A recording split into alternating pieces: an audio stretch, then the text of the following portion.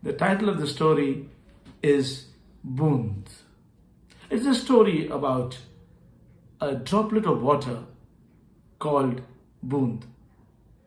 She lived way up in the sky along with her grandparents, her parents, her uncles, aunts, and many cousins. Her home was a cloud. One day, she went to her Grandpa Meg, who was a huge cloud, and told him, "Grandpa, I want to see the entire world." "Of course, my child, you will, when the time comes." "No, I don't want to wait. I want to see it now." "What is the hurry, little one?" Boond replied, "Everybody has seen the world. All my cousins, Shabnam and Chutki and Chintu and Noor and Neer, everybody has seen except me. And they tell such wonderful stories of the world." Grandpa Meg smiled and said, "Little one, these are only stories. The real truth is quite different." "No, I will not take no for an answer. I want to see the world. I want to see the world." She was a pesky little one and would never take no for an answer. Grandpa Meg smiled indulgently and said, "Okay, you can see the world, but you won't go alone. You will go with your cousin Shabnam." Shabnam was a drop of water, and Boond and Shabnam were cousins. Boond nodded. Now you must be wondering, how does a drop accompanied by a droplet go on a world tour? Well, it's quite simple. Grandpa Meg took Shabnam and Boond in his arms and settled above a waterfall. Soon, the drop and the droplet fell into the gushing waters and carried away by the stream. Shabnam and Boond happily were swept away. Boond looked around. On both sides, she could see lush green trees, beautiful flowers of every hue and color and shape. Lovely, tasty, delicious, delectable fruits hanging from those trees. Creatures of all sizes and shapes were gamboling along.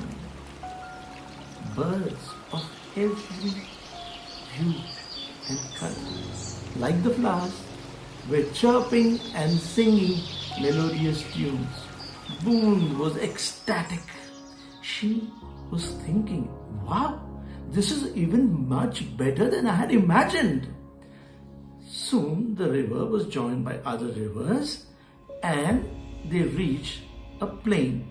Suddenly, Boond could feel something stinking. She asked Shabnam, "What is this stench, Didi?" Shabnam pointed to the riverbed and told Boond, "Just take a look." Boond looked around. Hundreds and hundreds of men, women, and children were bathing, washing vessels, and washing clothes. There was complete garbage and litter all around. "Boond, tell me, will all not this create a stink?" Boond nodded. Soon as they were going in the river, Boond suddenly felt her skin burning and there was some pungent smell.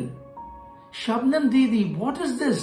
Why is my skin burning? Do I have fever? Or is there a monster in these waters which is going to come and gobble up all of us?" Shabnam gave a wry smile.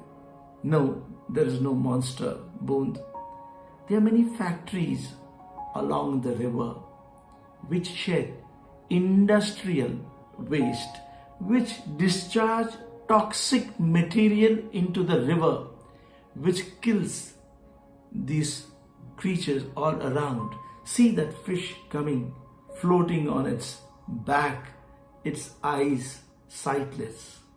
It is dead. But why did Grandpa Meg choose this particular river? We could have gone to Ganga. It's so pure and pristine.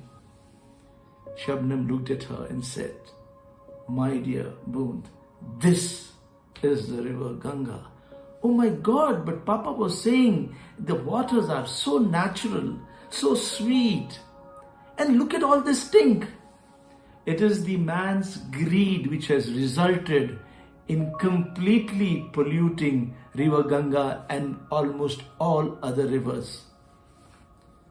I want to see. I want to go away from here and see the beautiful beaches about which I've heard so much. Shabnam said, "Okay, I'll take you to your beautiful beach."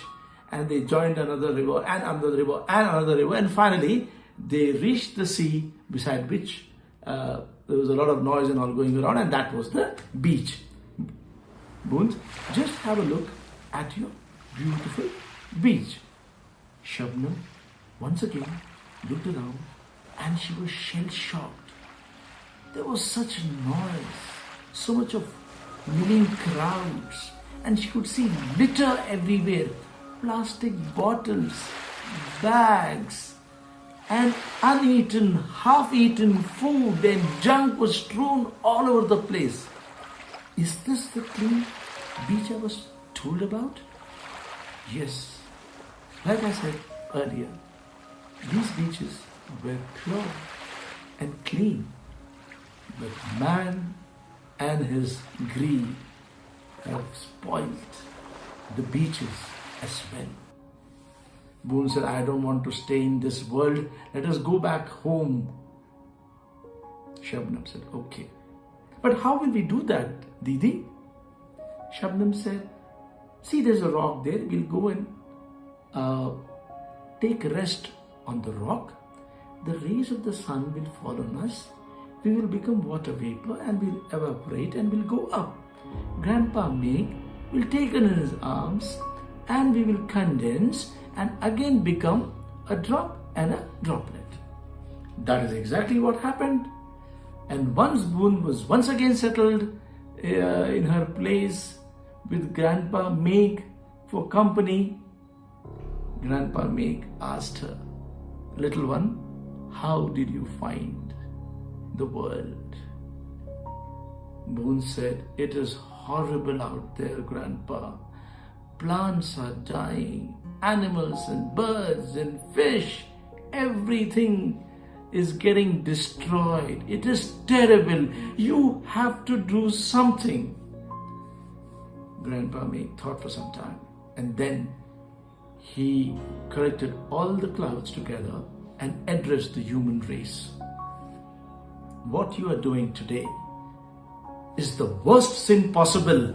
You are destroying Mother Nature, and I'm warning you, either you desist immediately or I'm going to teach you a lesson which you will never ever forget."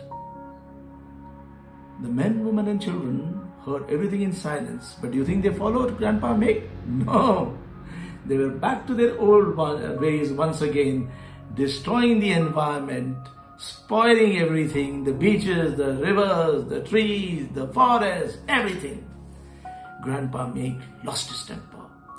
He once again collected all the clouds and told them, "There should not be any rain till I say." There was no rain for weeks and months. Every water body dried up.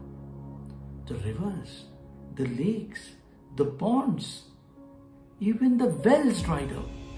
And the humans started suffering for lack of water. The leader of the humans was a young man called Aryan.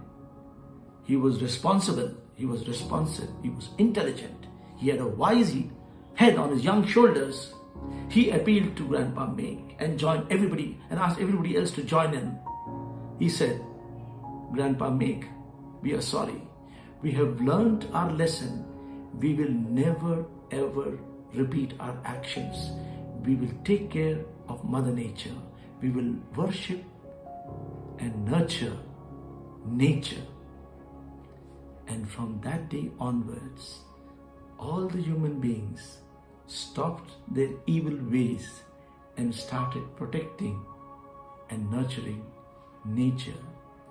The flowers started blooming, the fruits started blossoming, animals and birds were happy, all the water bodies were clean and pristine. And you know who was the happiest among all the creatures here and up above? It was little Boond, the droplet of water.